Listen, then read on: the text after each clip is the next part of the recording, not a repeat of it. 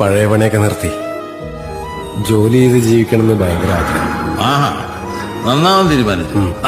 അതങ്ങനെ ജീവിതത്തിൽ നന്നാവാൻ തീരുമാനിച്ച പിന്നെ നല്ലതേ വരും. നന്നാവാൻ തീരുമാനിച്ച സ്ഥിതിക്ക് വേണമെങ്കിൽ എന്റെ ഡ്രൈവറായിട്ട് കൂടിക്കോടാവേ. ഓ കാലത്ത് വിശ്വസിക്കാവുന്നവരെ കിട്ടാൻ പ്രയാസ. അപ്പൊ നാളെ പോലെ നീ വാ. ശരി ശരി സാർ.